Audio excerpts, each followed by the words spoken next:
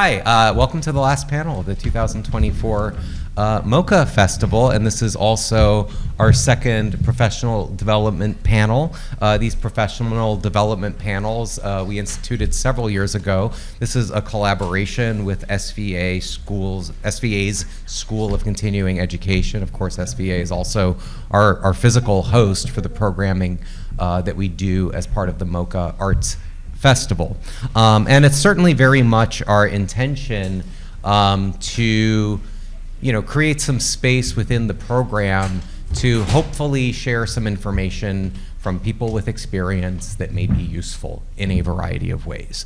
Because we're very conscious of the fact, of course, that a lot of the folks who come to MoCA are current or recent students who in many cases come here for many reasons, but I think also including gaining some information and perspective that will help them as they start their own difficult, because it's always difficult, careers as creative professionals. So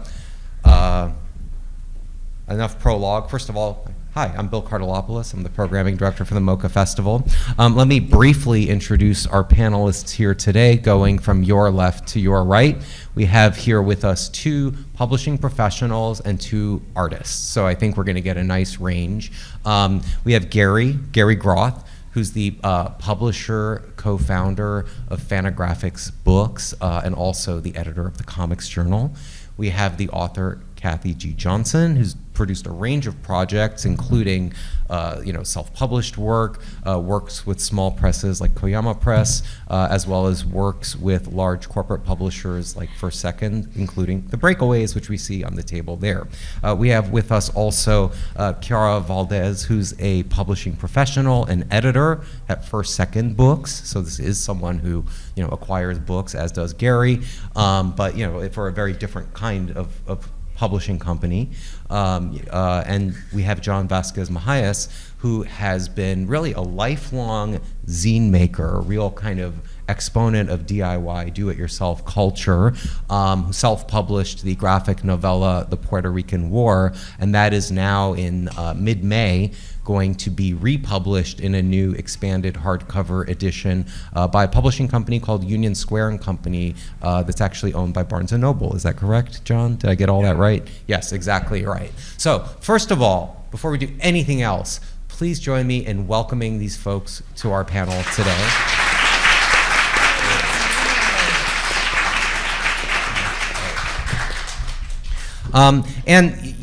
What I was just saying about John, how he's been this, kind of almost, up till this moment, kind of lifelong self-publisher, kind of leads me to actually the first point that I wanted to make on this panel, which is to say, it's very conscious that this panel is called Entry Points into Comics Publishing, and it's not called Entry Points into Comics. And so, which is to say, if you are making comics, you are in comics. You are already in comics. I want to make sure everybody understands that, okay? The great thing about comics, well, there are many great things about comics. We've been talking about it all weekend. We could keep going all year. But one of the great things about comics is how accessible it is. You don't need very expensive tools to make them. You can put something on the internet. You can photocopy something down at a FedEx office, okay?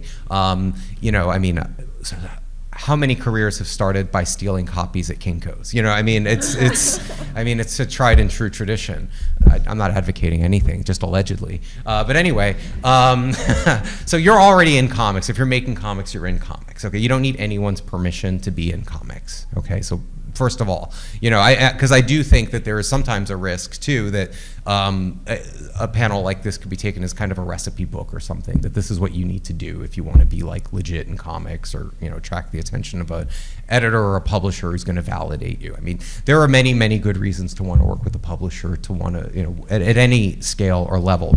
But I just wanted to clarify that first. And that leads me then to the next thing that I also wanted to talk about, which is, in a way, and I think this is something everyone can talk about, what are the relative advantages, because there are advantages to each, of self-publishing versus being published. In other words, what does a publisher offer an artist, right? And I think the one clear benefit of self-publishing, of course, is that you maintain a kind of autonomy and control, right? If you want to control everything, like John, I mean, you hand sewed every copy of the self-published edition of the Puerto Rican War, right? I mean, that's a very different kind of book than something that comes off of, a printing press in Asia, right? I mean, it's a different kind of thing, and so much of what you've done is involved handwork, for example. On the other hand, there are other things a publisher offers, and first and foremost, I'd say, is resources, right? Not just the cost of making the book, obviously advances and hopefully royalties, but also to the time and expertise of all the people who work on the book, right? Editors, graphic designers, proofreaders, people do marketing, publicity. There's reach, maybe they've got distribution, they can get it out to people. They have publicity people whose job is to talk up the books they publish, and then probably, not unimportant, but I would say the least important thing, but still not insignificant, is prestige. It does feel good it's validating for someone to kind of decide that they're going to take a risk on your work. And also, I think it is attractive to artists, for example, to be in the Fantagraphics catalog with, people like Charles Burns or Kim Deitch, who they admire, or in the First Second catalog, with the many authors who you've published. So, I mean, I think one thing, maybe Kathy, because you've done a lot of self-published stuff. You've also worked with a wide range of publishers. What would you say about the relative experience, maybe, of self-publishing versus working with a publisher, and kind of the pros and cons of each? Oh my gosh, it's a pretty big question. And I would just ask you to speak into one of the microphones. Do you want to sit down? Oh yeah, there's an open seat there that you're gesturing to. Thank you. Yes. Oh, I see. Okay.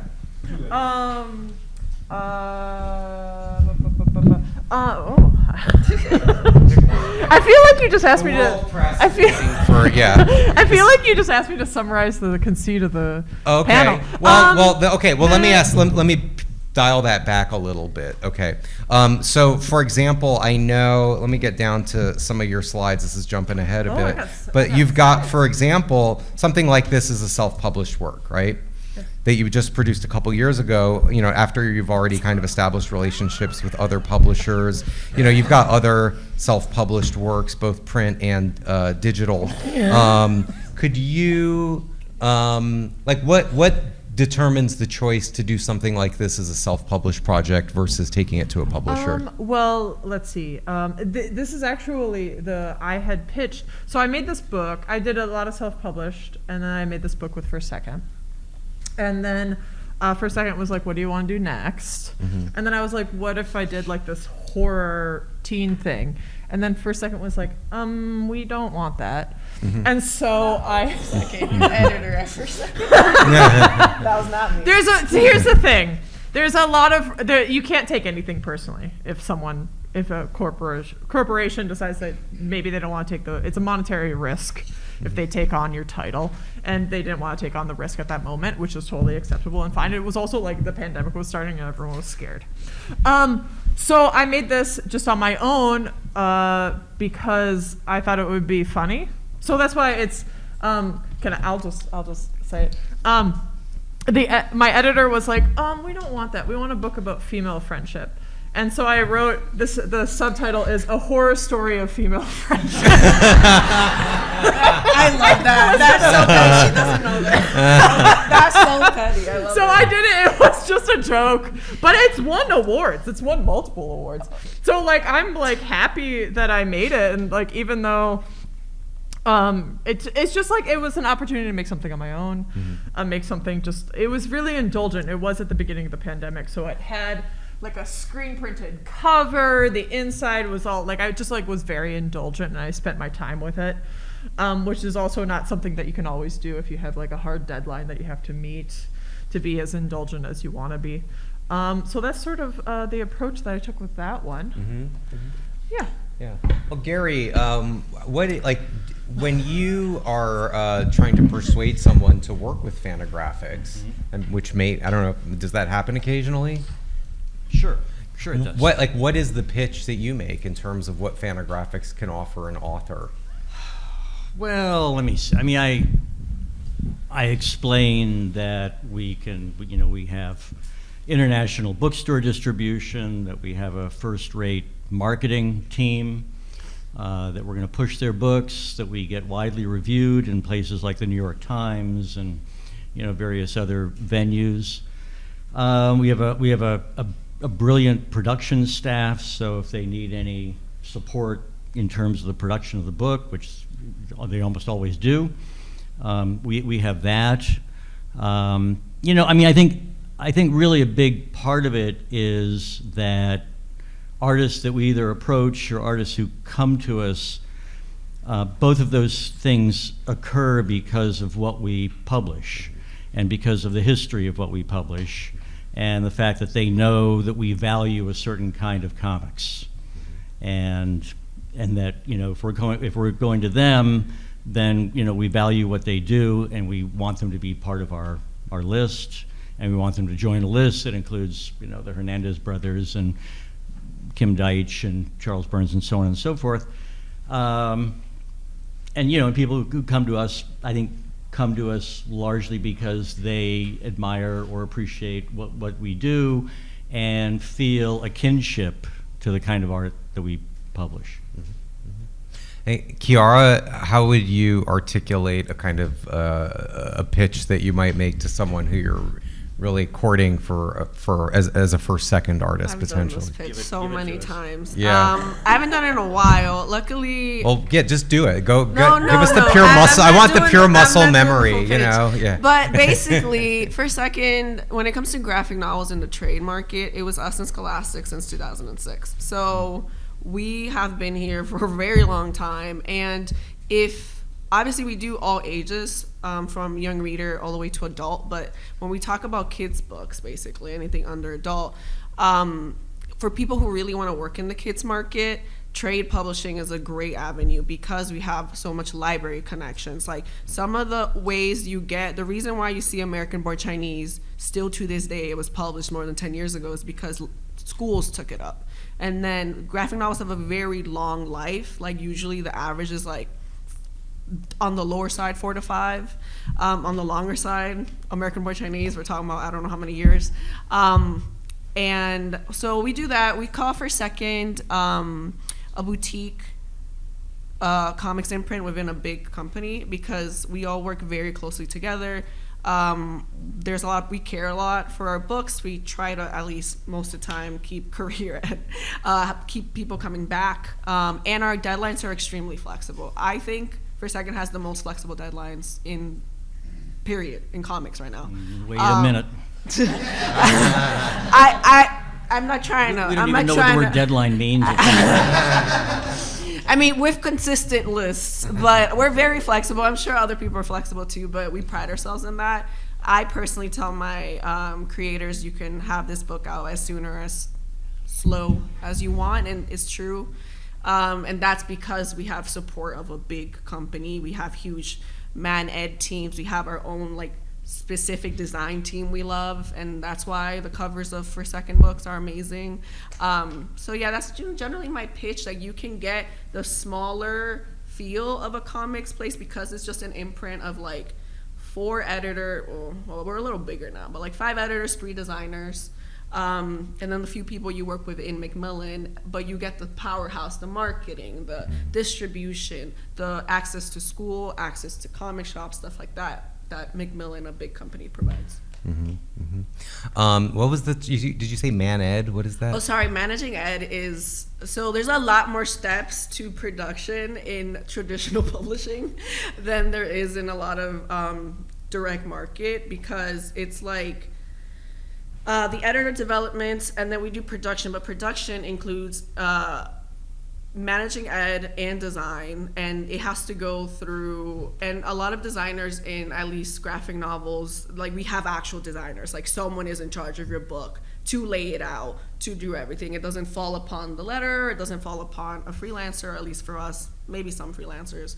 But managing ed is the person that makes sure your book is on time to schedule to make it to the boat from China to publish, and also does copy editing. They copy edit, they make sure you have no typos. We try our best, we're all humans, but your book, at least in trade publishing, gets seen at least. I see a graphic novel in the production section 6 times, at least.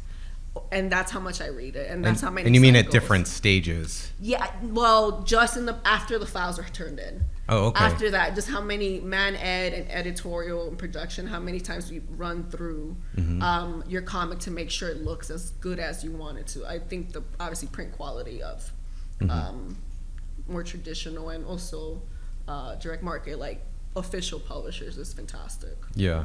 Yeah, and I think too what we're seeing, and we'll probably have some more indications of this, for context. Gary, as you say, I mean, what's a deadline? Because Fantagraphics is a totally independent publishing company, but because That's terrifying. it sort of in the consequence, I think one consequence of larger houses like Penguin Random House getting involved in graphic novels is that it became comparatively easier for an independent publishing company like yours to gain access to better bookstore distribution, right? Are you with Norton now as your distributor? Yeah, WW. We've been with them since 2001. Right. Everyone else is with PRH. They distribute everyone else. Mm-hmm, It's a joke, but PRH distributes a lot. Oh, yeah. So many. They published like everyone else. Yeah, basically. Yep. Yeah. Yeah. I mean, it took us, we were distributed to the book trade nominally in the 90s, but it was so pitiful. First you couldn't find a distributor who was willing to distribute, so that was very difficult to do. And then the distributors you found to distribute, you were hopelessly incompetent. And so and then you find a distributor, and 2 years later they go out of business owing you $70,000. And there's no way to get that money because distributors don't own anything. So then you just have to scrap that money, and then you have to find another distributor. And we did that all through the 90s until we finally, and I don't know if this is worth talking about, but it took me a substantial effort to persuade WW Norton, who's a sort of the last of the great independent publishers in New York, to distribute us, because they were not convinced that graphic novels had any kind of future in the book trade. And indeed, at that point in 2000, when we were negotiating with them, the book trade didn't really know what graphic novels were, and they didn't know what to do with them. Yeah. We've come a long way, obviously, from then, in the sense that you can go into any bookstore now and find like a graphic novel section. Obviously, it's just people expect it. My students, I think, are surprised to learn that wasn't the case 20 years ago, because that's just the world that they grew up in, and being manga readers and seeing graphic novels everywhere. I want to talk a little bit. I think one of the things that's interesting is how like the publishing industry, as you said, like it was in 2006, I guess, first second launched, and it was around then that Scholastic started graphics Yeah, they too. started first, but yeah. And a few years Basically before, the same year. and a few years before that, Pantheon started more kind of consistently publishing graphic novels, having already done Mouse and so on. And in a way, it was kind of like a lot of things from a subculture came into the mainstream of culture then, and then the market crashed. Well, yeah, 2008, the whole economy crashed, Let's see, where did I want to go with that? Let me ask a couple of questions of John here. As I mentioned before, you've done a lot of zines and self-published works over the course of your career. I know for many years you were with an artist collective called Paping, and you were publishing these anthologies and doing your own zines, self-publishing your own collection of your comics, and more recently in 2020, you self-published this book, The Puerto Rican War. And this is really, I think, a fascinating story, because this came out during lockdown year. It was a self-published on newsprint, hand-sewn comic. But this comic's gone a lot of places. Can you just talk, first of all, a little bit about, did you know from the start you were going to self-publish this, or did you self-publish because you just felt that was the only alternative for this work? And please speak into the mic. Sure. If you can. Two things. Number one, I grew up with DIY punk rock, where you just make it and you put it out there. Mm-hmm. And I've always saying, if you want to publish me, feel free. But if you're not going to publish me, I'm not going to do anything different with my work. I'm just going to put it on myself the best I can. Mm-hmm. So for those early zines, I didn't even approach anyone to be published. I before the internet, I come from the 90s, I would just make comics A and strange send them out to zines, to Punk Planet, to Maximum Rock and Roll, and they would review it. For the Puerto Rican War, I took it very seriously. I spent 6 years on it. And it was just a hit. People just really, it spoke to people. No one had ever heard that the Puerto Rican flag was illegal in 1950, that the US bombed Puerto Rican, their own citizens. And that, plus it's 96 hand-carved woodcut pages, so a lot of people were just very impressed with that.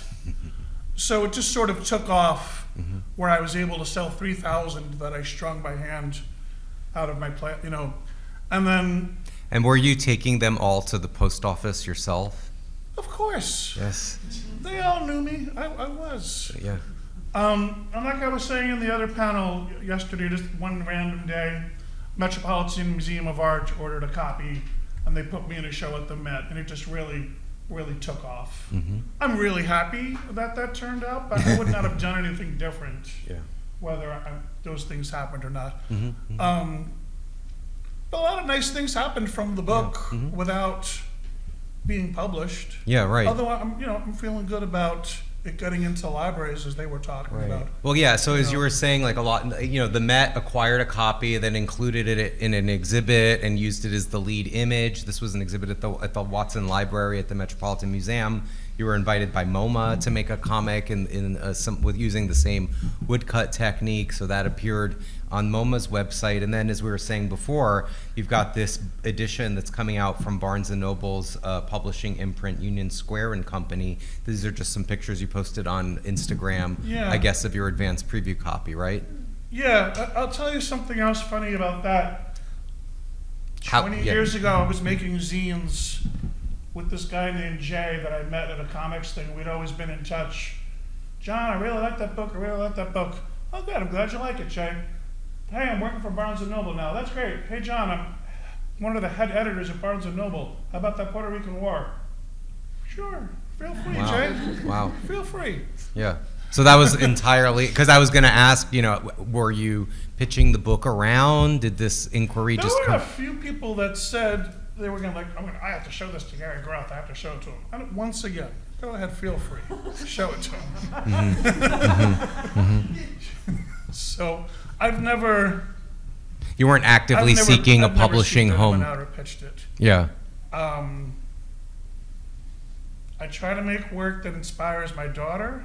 I try to make work that I really love, and I really hope that other people love it too. And if I have gotten caught up in, I wish I was doing better, but that's so, it puts you in this dark, terrible place that I try to stay away from. Am I doing good enough? Is this other person doing better than me? Stay away from it. It's not Yeah. good.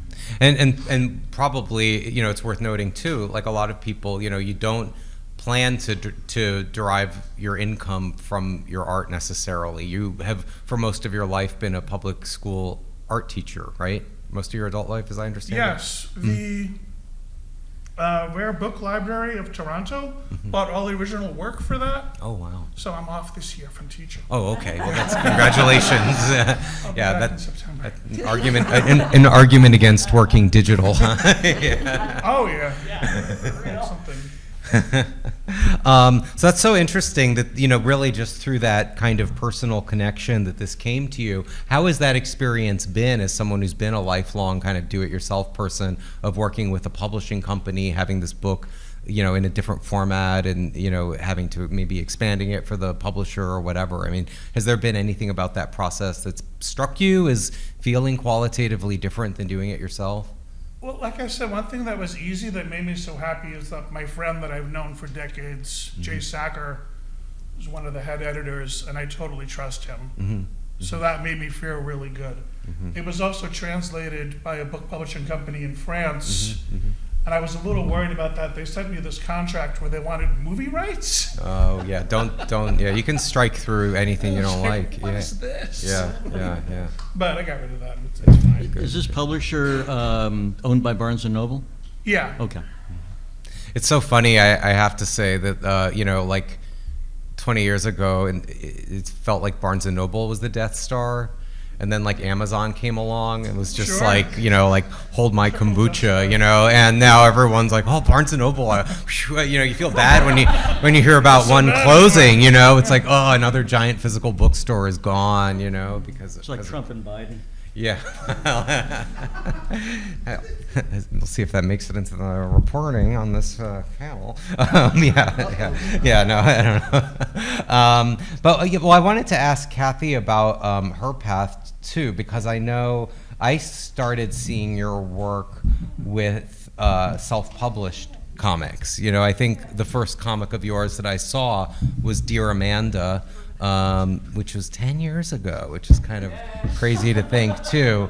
No, I remember reading this in 2014 and being really into it, and also from a smaller publisher, you published shortly afterwards a full-color graphic novel called Jeremiah. I don't actually know very much about this 1% Press. I'm just under the impression that it's a very small publishing imprint. Yeah, it was actually I self-published Jeremiah. I printed all the color in 2013, and then it was picked up. Literally, my friends. They own Gutter Pop Comics store in Buffalo, New York now. But they literally, my friends, they just folded this year, but they just printed it for me. So in another edition 2 years later. Oh, I see. I see. Got it. It won the Ignatz that year. Okay. The self-published version won the Ignatz, and it got some attention. So. Okay. Well, yeah, and that's Yeah. something too. I mean, it's kind of similar actually to John's experience in the sense that like you go ahead, you publish it yourself, and then there's still space for someone else to do another Yeah. edition. I you mean, know? I don't think they gave me any money. I don't think. Yeah. Well, we'll get to that.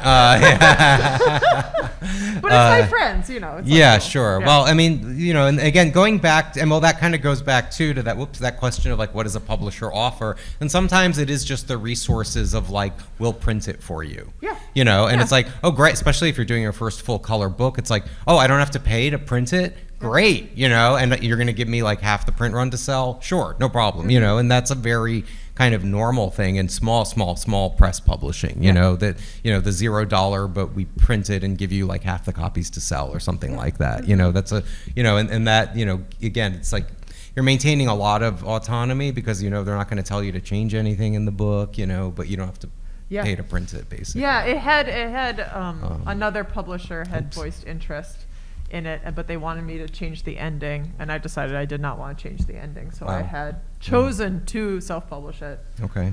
because I didn't want to change it. Interesting. Yeah. But that's how I met Callista originally. Was I pitched this book to Callista? for a second. Oh, yeah, sorry. Oh, She was I the see. editor for The Breakaways. So I had pitched this in 2013, 2012. And I had tried pitching it around and it was getting rejected by everyone except for the one person who wanted to change it.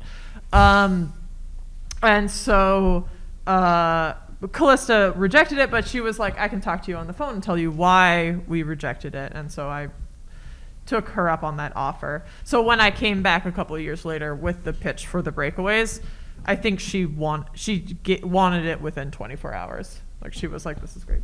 Okay. Yeah, because I did the work. that's interesting though, because I mean, it sounds like, you know, you had done some self-published work and you were kind of actively looking to see if you could get a publisher who was interested in your work. Yeah, I think I was much more, because I also come from punk. Like I'd rather I've made zines since high school, and I would sell them at local comic shops and stuff. I've always been self-published and stuff like that. But really, it was the distribution. Like I was interested in making something for children because I was a teacher and I wanted to make stuff for children.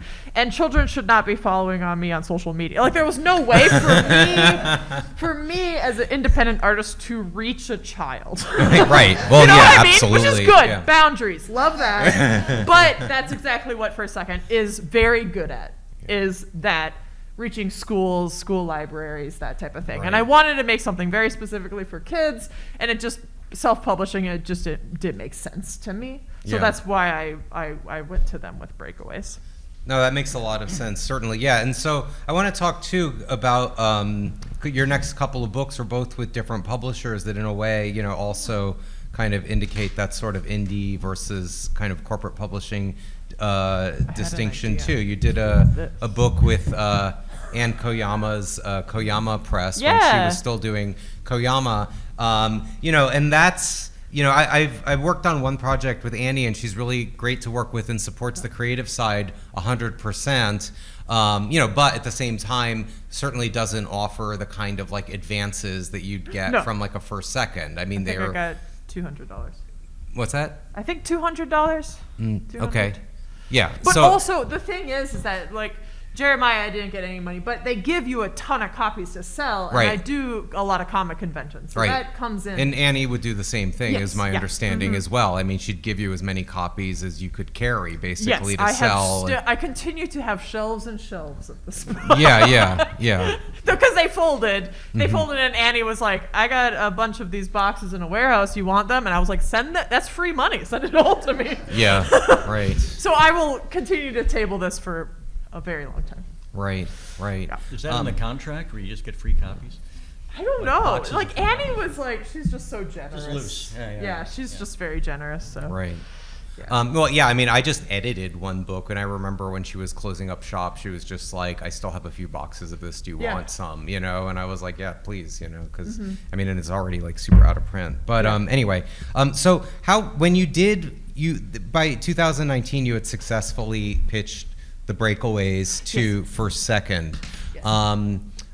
Can you, and so that really would have been your first experience working with a publisher at that level, right? Where, and by that level, I don't. Continues to be my only experience. Okay, Yeah. you know, but where there are the kind of layers of, you know, that Kiara was talking about, you know, managing editors and all these steps in the process, and Yeah. a lot of planning ahead of time, you know, to have the catalog ready a year I before sold it the in book comes. 2014, and it came out in 2019. Right, so that tells you something, you know.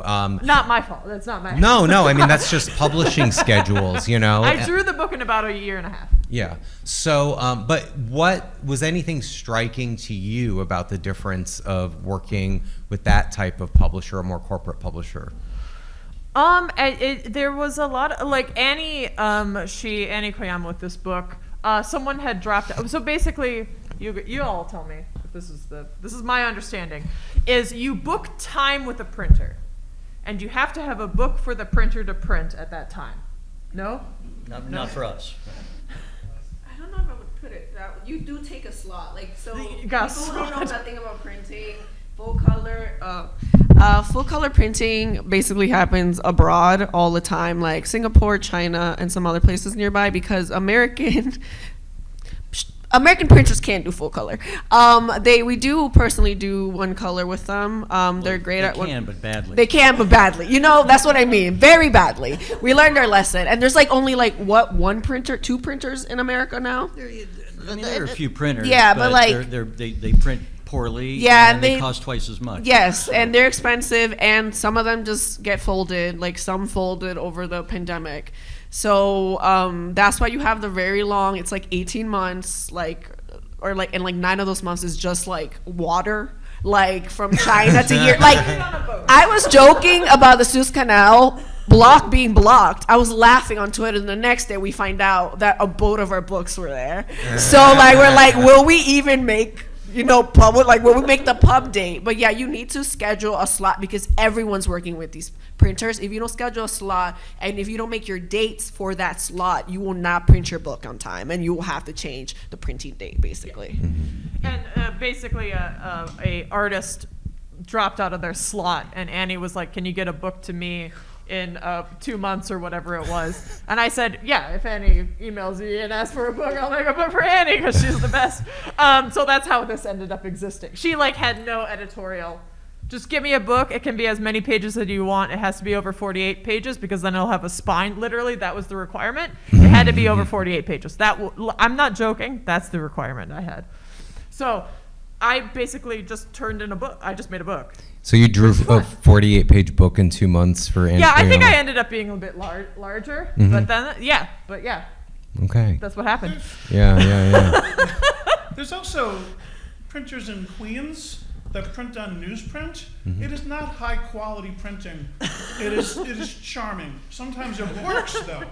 So if you see Smoke Signals from Desert Island, he prints that in Queens. So for some artists, like if you're like real slick and beautiful and delicate like Mobius, it might not look great. But for a lot of artists, like I think Gary Panter could do something that would look great on this type of newsprint. So it depends on what you're making, but it's in Queens. Check it out. Well, yeah, I mean, Austin English does all of his printing And at Austin Stellar and English, Linko, I think. Stellar and Linko. Ask for some samples from them.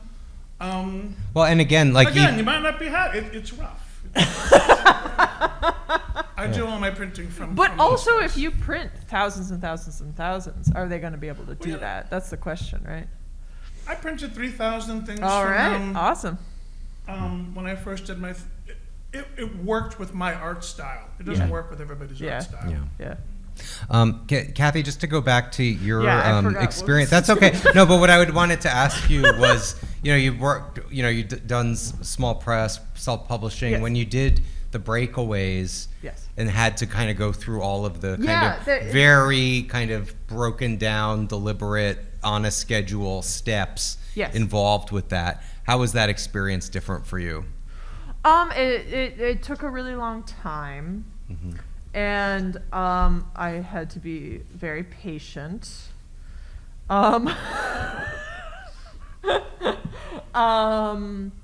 I would say at the time things have changed. Kara has been hired. I've been there for 8 years. I've seen all of it. I wouldn't hear back for probably about 9 months. If I emailed, I wouldn't hear back for a long time, which is I don't think is the case anymore. I don't know. Yeah. This is not everyone. She's talking about her editor. Yeah. So like, I think it's better now, but it just depends on the editor. Some people are Take slower. a long time. Some people are now like doing other parts of the job, like have a higher position, so they don't have time to edit. So like, Yeah. And when I print it myself, I can just go do it. Sure. Yeah. And rather than having to be very patient Mhm. for a very long time. Yeah. Yeah. So yeah, but I would to kind of go back to that question of like what a publisher offers. I think in this case, as you've articulated, I think very well, and I think also John too. And big part of it is reach, right? Like John, you were saying you're excited that your book's going to get into libraries. Kathy, you were also like, obviously, if you're self-publishing, you're going to be reaching your peers. But if you're Yeah, making something for young readers, you need somebody who's got an apparatus. And especially for younger readers, there's a lot of gatekeepers between books and children. Which like, is, I think that there should be gatekeepers between strangers and children. yeah, well, right. No, I think it's yeah, a good thing. right. Yeah. I think we can all agree on that. But Not sure they should be publishers, though. Right. But certainly also a big change is resources too. I mean, obviously the advances, you said like, the advance with, Koyama Press in this case, it was really more of an honorarium, you might say, than something to live on, or compensate you for the 2 months you spent drawing the book. I mean, the compensation is the book. But one thing I want to talk a little bit about is advances, because I always hope that on these panels we can sort of demystify some aspects of the publishing industry. And people are always very cagey about talking about advances unless they're really like bragging about a big number. Like sometimes you see the press releases about, whatever, like Michelle Obama's like 6-figure book deal or something like that, and I mean, no, I'm not, I mean, there are a million examples like that, but yeah, right, exactly, right, yeah. But yeah, the big splashy book deals. Usually, this is from Publishers Marketplace, right? I bet you get Publishers Lunch in your email box. I do. Yeah, I mean, Publishers Marketplace and Publishers Weekly are like the two kind of industry, news organs, right? And when they talk about book deals in their reporting, they use this code.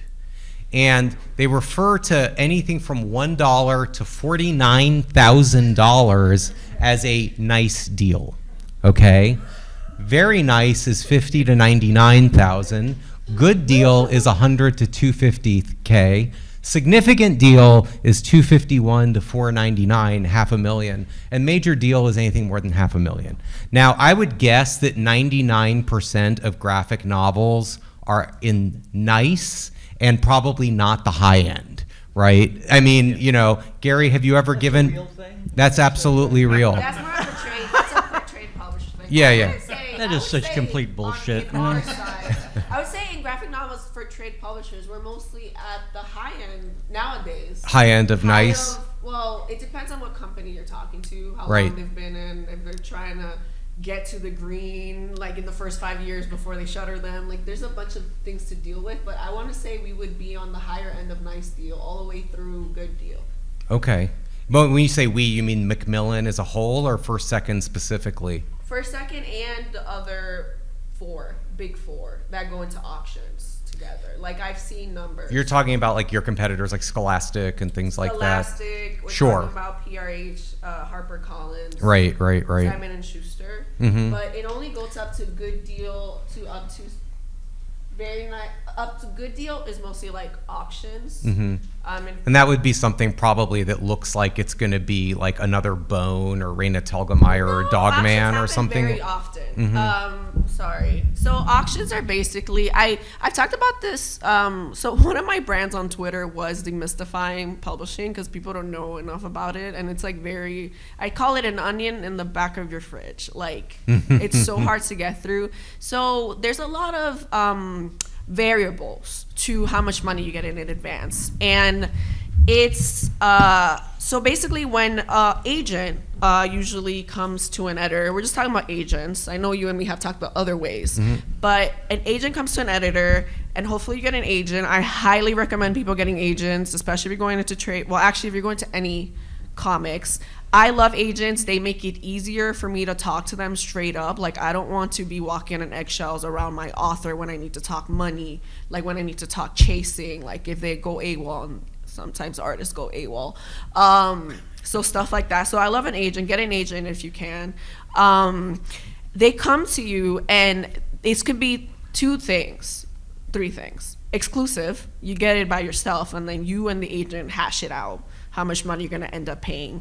Well, if they are not happy with how much money you're paying, they can go out wide, which is they go to a few publishers. And if it gets really hot, then if we're talking about more than 2 to 3 publishers are in it, it becomes an auction most of the time. Sometimes you can do something called preempt, which I've done in the past, where you feel like it's going to get hot, so you jump in preemptively before it turns into an auction, because auctions can get ridiculous.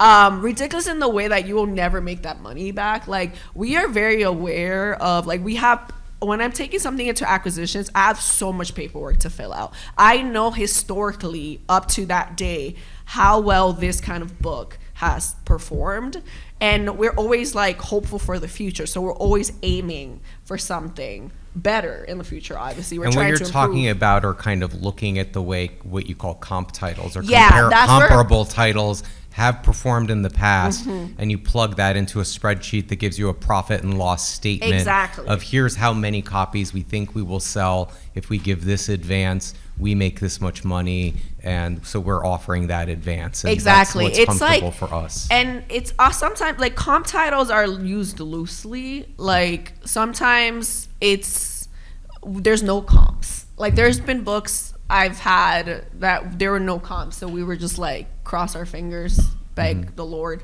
But a lot of times it's just, so in publishing, sales is pulling from present to past. Editorials trying to pull sales in the company from present to the future. And it's that tug of war that keeps the company, like trade publishers, somewhat balanced.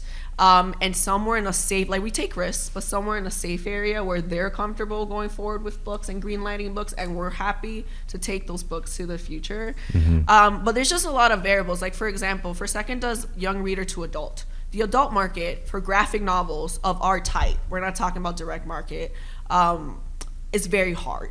So what we expect to make from that market is very different than middle grade that is evergreen. We can get middle grade. Adults don't, even Book of the Month doesn't have graphic novels, ever. I don't think they've ever put a graphic novel. It's very hard to reach adults when we personally, trade publishing is not in comic shops, well, some comic shops yet, when all we have is the library. We don't have like school programs, school clubs to reach adults, which we have all of that with middle grade and YA, which means that is why we can offer more for middle grade and YA, because we know we'll make more money. We have more access, we have more. So there's a lot of things. Genre is huge too. Like what you make in memoir middle grade is so different than what you would make in like nonfiction adult. There's a lot of variables that we put into thinking, and comps help with that. Because we kind of know, and we tend to use comps within the first 2 years, like the last 2 years, so it's like recent. So it's a lot of guesswork. I do love saying that, but there's a lot of groundedness and like a really long history of God knows how many 100 years or whatever. But there's also a little bit of vibing. Yeah. So it's a bit of both. Like we do have structures that I can explain, but you also kind of have to guess sometimes and just go with your heart.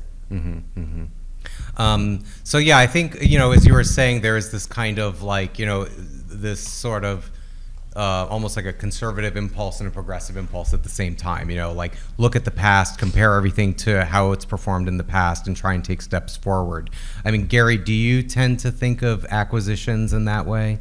In which way? That, you're kind of looking at how things have performed for you historically when you make choices about what you're going to publish in the future? No. Okay. I mean, I'm always astonished when I hear Do you even have acquisitions meetings?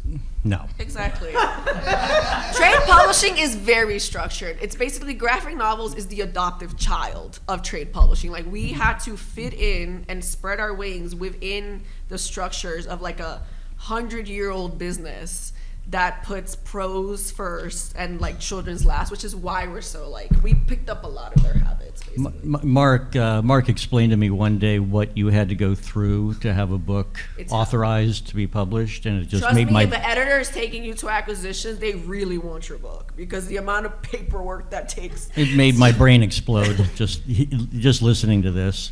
I mean, there are basically 3 people in the company who can buy books, and there are several other people in the company who can bring books to one of us and say, I've been following this author, and I think you should take a look at him. I think he's great. But no, the acquisitions process is that one of the 3 of us like a book and we buy it. That's the way it works. And I hate comparables. We have to put them together for our distributors.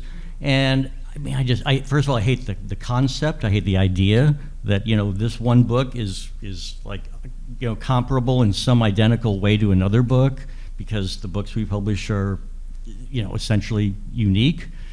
But we have to dredge up, something comparable, and you want a comparable that is going to sell in the range that you think this book is going to sell. So if you think that a comparable book, if you look at a book and it's comparable in content, but it sold 300,000 copies, so it's not going to be useful because your book is going to sell 6,000 copies or 7,000, so you don't want to use that. So you have to find a comparable that sells what you think it's going to sell. It's just impossible. It's it's kind of a ridiculous exercise. It's like a lot of us, our job is, if you would distribution, us with sales, and every other department, we're talking marketing, all this stuff, the comps are all used by them.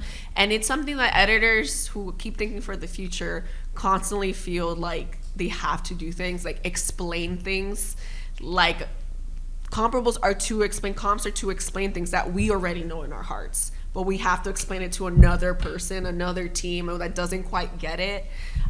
So that's where comps come in handy. It's not something we necessarily like live and die by, but it's easy to communicate how important it is to say, like, please care about this, please let me acquire this. All that I can't say the word, comes from comps and paperwork. Well, on our end, no paperwork on your end, but None. yeah. John, did you have something you wanted to I was ask? just curious, Gary, how many agents do you talk to as compared to directly to artists? For me, I think it's roughly 50-50. Okay. Yeah, I mean, it could be 60-40 with That's fine. Okay. agents. Every Yeah. once in a blue, I think, like, do I need an agent? Well, that's actually a point I had wanted to bring up too, because we did a publishing panel last year, and Robin Chapman was on the panel, your colleague from First Second, and one point that came up was the question of agents, and it came up that First Second is what's called a closed house in the publishing industry, which is to say that generally you don't look at unagented submissions.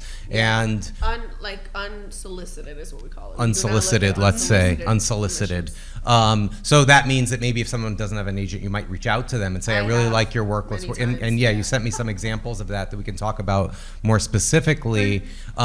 Whereas Gary, as you just said, it's 50-50. I think quite often you're working directly with artists. Yeah, I often do that, yeah. Yeah. So I think one thing I want to ask is, as you said, you generally deal with solicited projects, and I want to talk to you about some of those specifically, but I want to ask Gary first. How would you describe, obviously some of your submissions are agented.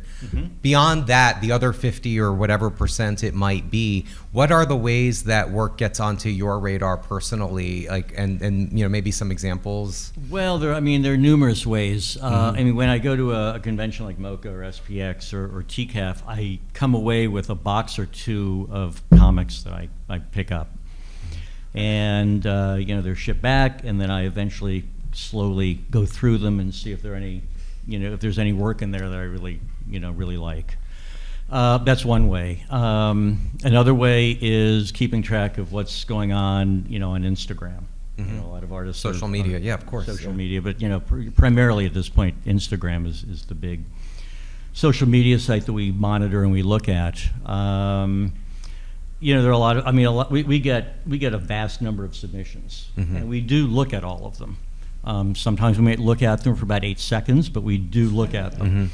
And my understanding too is that that's one big incentive for publishers to only accept books that come to them solicited or with representation, is because it's so unmanageable to deal with just the with open agents submissions. Alone, less so now because I'm kind of holding trying not to do too much. I'm dying, but I would get like 30 submissions from agents alone a month.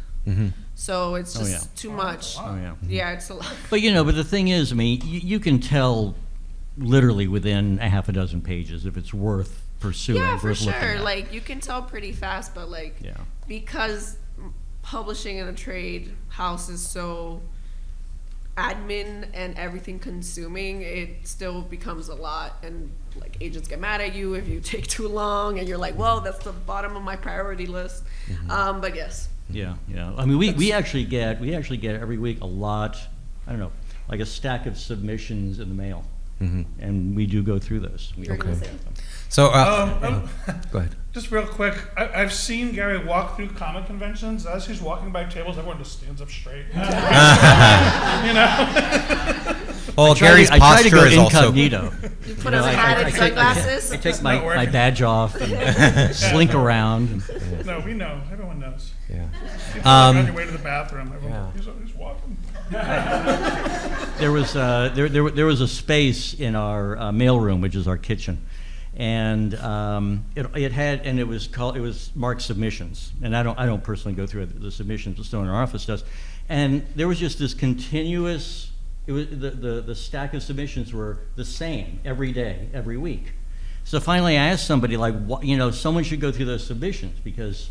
I see it every day, and I've seen it that way for a month. And then someone explained to me, no, that's what we get every week. And then someone takes it off, and then it's a new batch. It's a never-ending pile. Yeah. Yeah. And what about looking at, say, self-published work or work from smaller publishers? Does that lead you to approach artists too and say self-published work especially. I try. I feel uncomfortable looking at smaller publishers' work because I don't feel like we should be stealing from a small, from the work of a smaller publisher. I think we probably have, but that's because the artist came to us and wanted to move over to Fantagraphics. But yeah, that happens too. It's sort of every way. We look for artists. Artists come to us. A lot of the work is agented. Most of the work isn't very good, but sometimes an agented work is good. Yeah. Okay. Well, yeah, and it's interesting too because I think well, let me reboot that sentence because I just realized we're a little shorter on time than I realized. One thing I did want to ask about Kara, because you also said you were very clear to me to say that, you know, it's not that you only look at agented submissions, but you don't look at unsolicited submissions. And we were talking about that too. And when I spoke to Robin first, you know, and told her I wanted to do another publishing panel and she had recommended you, one of the things that she mentioned was that you've been very successful at finding some things online, for example, and developing book projects. And you sent me a few examples. One for that you sent me was this book here called Himawari House, Yeah. if I'm pronouncing that Yeah. correctly.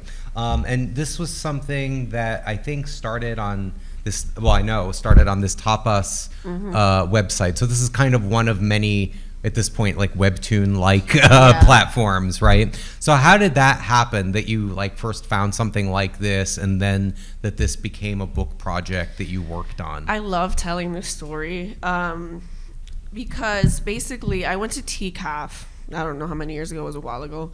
And Harmony was there on the table. And as you do, well, I don't buy stuff. I take a lot of, this is why I tell people that business cards are still important. They are still important because this wouldn't have happened without a business card. So basically when I go to cons, I pick up business cards. That's easier to put it in a box than like photos of QR codes and people's. And then one day, like a few months after TCAF, I was procrastinating on work and I go through my little, it's like this glasses box case of like business cards and I'm looking through and then like Harmony is like pops out at me and I go online and visit her webcomic and I say, I blink and I'm like, I've been reading it for 30 minutes. And I'm like, I want this webcomic. And I've actually acquired a decent amount of webcomics and love RIP Twitter, but Twitter I also use a lot to find artists and like a lot of the found upon, like I fell upon an artist and fell in love and told them like, you would be so good for middle grade. And I've made books that way. Now I don't know where I'm going. I'm on Blue Sky, but Blue Sky's algorithm is like Tumblr, so it's very hard to just like by chance find an artist like that. And I guess I have to go to Instagram, but I really don't like Instagram for that.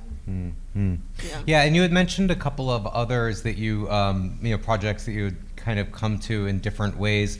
Maybe you can just quickly, because we don't have a ton of time, but talk about a couple more of these. You had mentioned Matchpoint is one. Can you talk about how that one came to you? Matchpoint is also a story I like. Basically, it's kind of what I just told you. I was on Twitter, because Twitter was my Rolodex for artists I wanted to work with.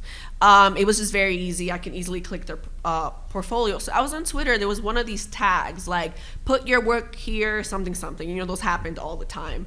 I just happened to be looking through this tag, and then I run into Maddie's profile. This happened to me more than one time, and then I fell in love. And this is a person where I was like, hey, you would be great for middle grade. And they were like, oh, I'm interested. And we worked on a pitch together. And then we took that pitch and I acquired the pitch.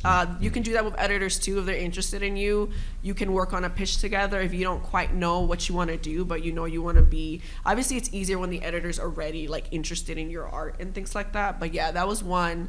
And then similarly for Frizzy, the author I knew on Twitter, and I knew they were an up-and-coming prose writer, so I was like, hey, and Frizzy was special because Frizzy basically came from a seed in my brain. Like, I wanted a specific book about an Afro-Dominican girl learning to love her hair. So that doesn't happen that often, at least in trade publishing.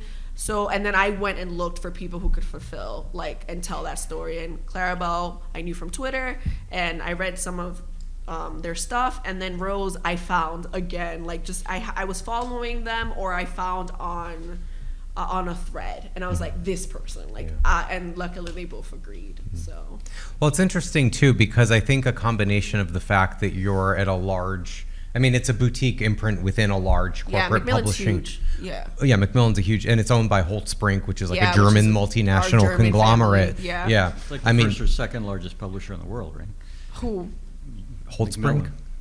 Not after PRH. PRH is huge, I think. Well, I don't know yeah, the whole well- spring. I don't know the numbers. Don't quote me. But I think between the fact that you work principally, if not exclusively, with work for younger readers at First Second, and the fact that you have to function at a certain scale. Yeah. As a result, it's interesting to hear you talk about essentially developing book projects. Yeah. I think that have you done anything like that? Worked with an author because We don't do that. I mean, well, Yeah. I mean, with we publish the authors we publish because we respect and admire and love their vision. So we don't think we have to work with them because they're already complete artists. They know what they're doing. So comics is very white. Let me start there. And the reason why I have to start projects is I'm not getting them. I'm Afro-Dominican. This is the first. Frizzy was basically the first anything Dominican. Though at the same time, Wash Day came out the same. And it was like, if you would have told me years ago that two of the first Dominican middle grade and the first Dominican Y would come out in the same year, I would have been like, you're pulling my leg. But that's the things I have to fight, because if I'm not getting it from agents, I have to build it myself. So that's why I think I'm one of the ones that does it the most. Like, I'm already working on another project about something that I still haven't gotten in years. I've been in the industry for 8 years now. So yeah, I have to build it from the bottom up. I'm willing to bet every once in a blue some Dominican comes to you with tears in their eyes, like, thank you. Yeah, no, Frizzy was very huge. Thank you for Frizzy especially was the highlight of my career, and I said that to my boss. I was like, "This is my peak. Don't expect anything higher." it's good to set expectations. Yeah, I was like, "Don't expect this for me." Yeah, No, yeah, no. yeah. So yeah, basically because of that, I do a lot of grounds. Like, I have my nose on the ground for a lot of creators of color, Yeah. and I sometimes decide to build stories with them if they don't have a story already. Yeah. Well, and I think too that is connected to the idea of publishing work for young readers, because you want to make sure young readers have the kind of full spectrum of humanity Representation, available yeah. to them, represented in the work that they're reading. Yeah. We can go. This is the last panel of the day, so we can go a few minutes longer if to take a couple of audience questions, which is something I want. Oh boy! All right, you in the back. I saw first. Please go ahead. For the editors, do you ever compare writers with artists? And for the artists, do you ever struggle with the writing part of the editing? Okay, so do you ever pair editors artists with writers, and do you ever struggle with the editing part of the writing process? So I guess that's Gary and Kiara.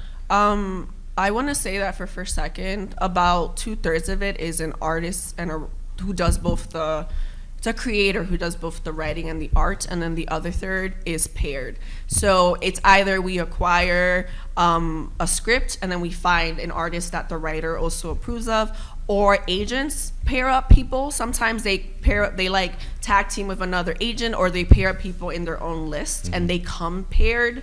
That one's kind of hard. There's good sides and bad sides to both, because sometimes we get projects where I love the writing, but I do not like the art, and I have to turn that down. Like, I'm not about to be like, ditch your artist. And sometimes it's harder to actually get bought when you only selling a script. It happens. I write to my script got bought, and then we found an artist. So that happens here and there, but yeah, that's about the percentage for us. Agents will often pair up their author with their artist. That sort of happens on the agent level sometimes, because it is tricky for a publisher to just purchase a script. Yes, go ahead. I'm hearing a lot about agent. What is the process of finding an agent? Oh, LOL. You want to do? I wonder if this is one of the last unsolicited things that First Second ever got. Because I didn't have an agent when I sold this. Oh, wow, that's crazy. But we had talked on the phone before, which was helpful. But I got my agent because I had a book deal. Yeah, that's important. Once they know they're getting a commission, it's very easy to get them to sign She on. immediately paid for herself, because most agents are going to get 15%. Well, yeah. sign on. Well, They'll get 15%, and then she negotiated over the 15%. Well, yeah. Usually for they me. get So she get paid their herself. fee for you at least. Yeah. Yeah, So 15% is the most common. Like, Yeah. that's it. Like that's the standard.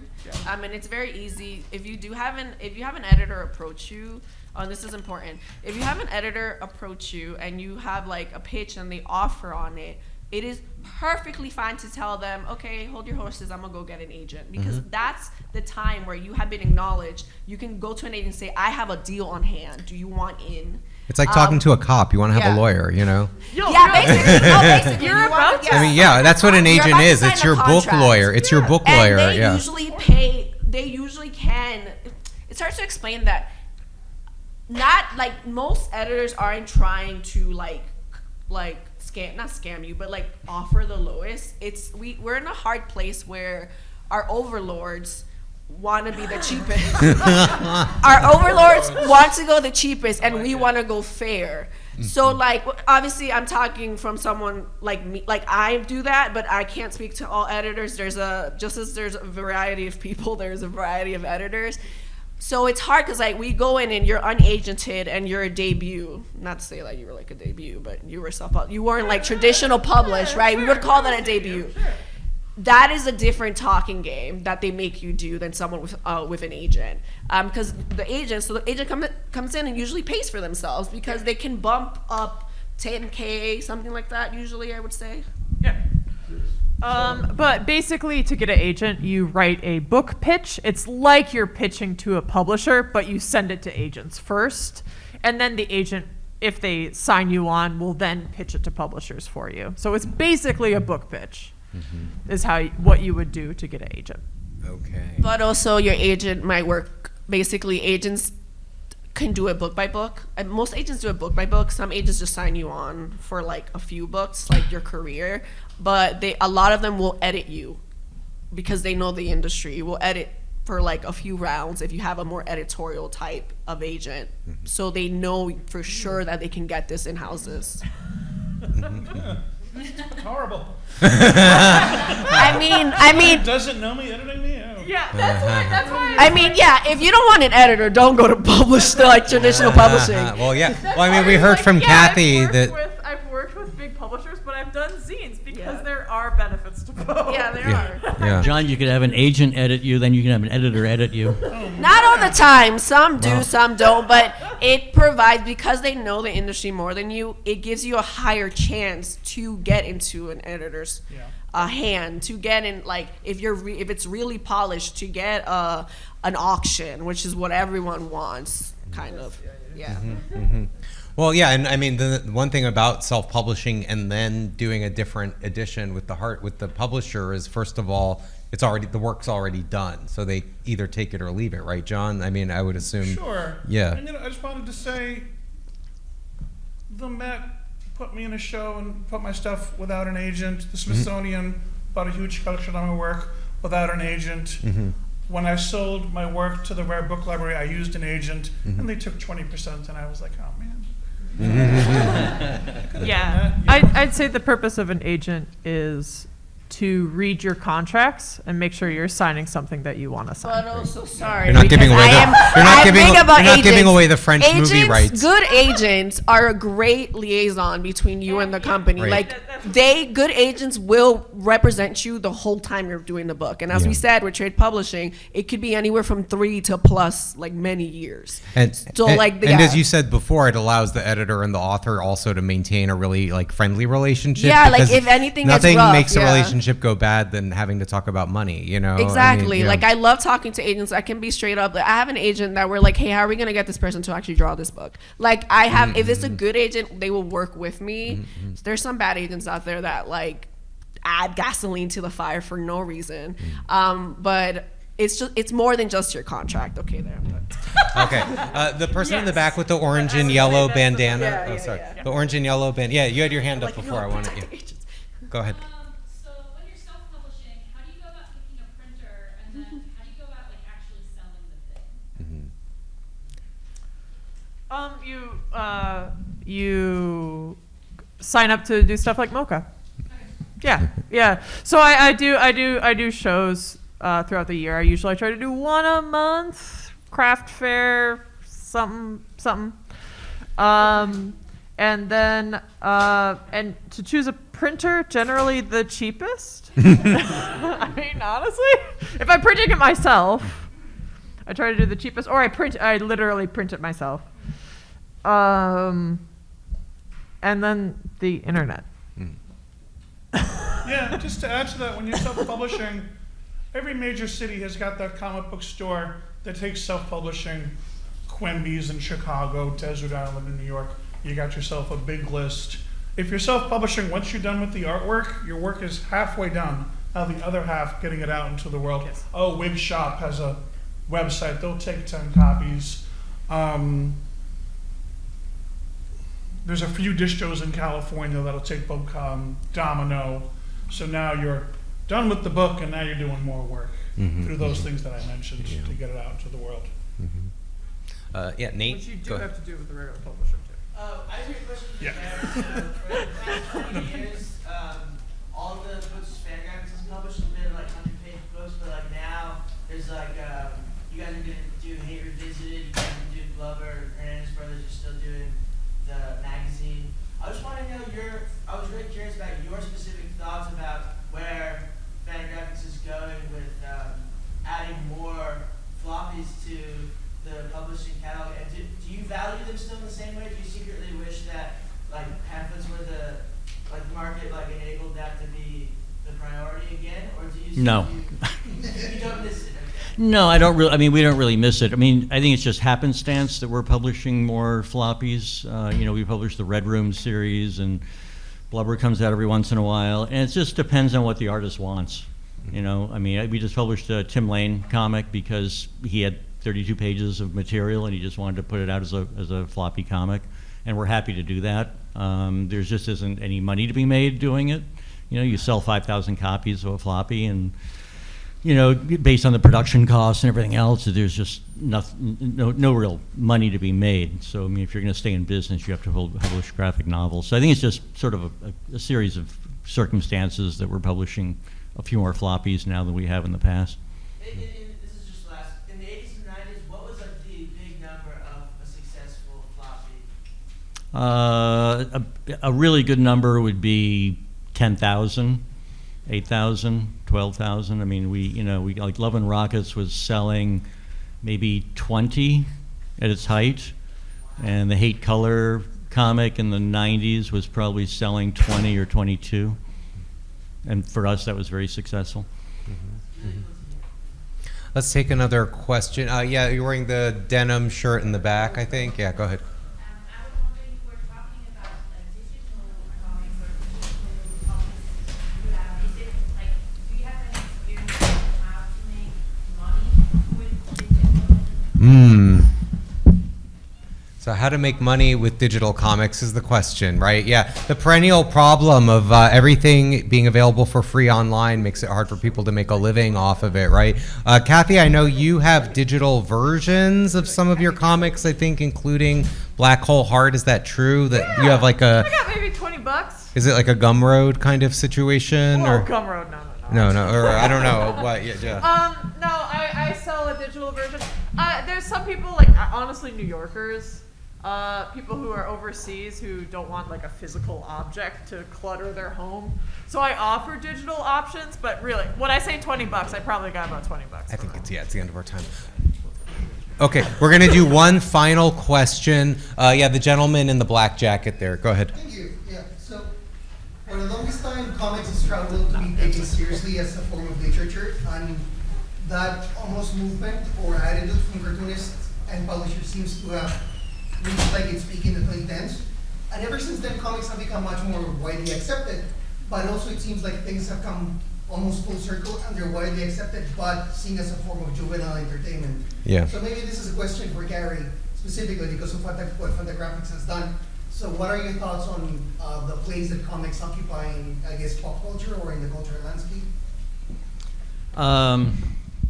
Well, I have mixed feelings about that. In the 80s and 90s, when those few of us were fighting to have comics accepted as a form of literature and art, that's all we were focused on, and we thought that either they would be accepted like that, they would be reviewed in the New York Times, they would be perceived as a form of literature, or they would just be they would become a kind of poetry, where they're just a very minority art form. And what we didn't foresee is that there would be this enormous rise of manga, and even more so, we didn't foresee that there would be this huge surge in YA. We didn't. I mean, no one back then thought there would be such a thing as YA. So I don't know. In a weird way, I mean, mainstream culture is now dominated by superhero comics, which we despised, and which was the aesthetic enemy at the time. And now we have, and now we're just inundated with YA comics, most of which, it's not like I sit around and read YA comics a lot, but You should. I mean, They're good. well, Well, they're just not for you. I mean, that's the thing. They're just not for you. so you know? think they're really good, but just Well, not some for of me? them. I mean, and some of them I don't are, and know. some of them aren't. But I'm just, they're definitely, you're not obviously not the Well, target. no, I'm not the target audience for superheroes either. That's right? true. That doesn't stop me from hating them. True. All right. So we did, we just didn't foresee this. So, it just seems to me like there is still weirdly, we're still dominated by mediocrity, and it's just in a different form, than what dominated comics in the 80s and 90s, which were superheroes.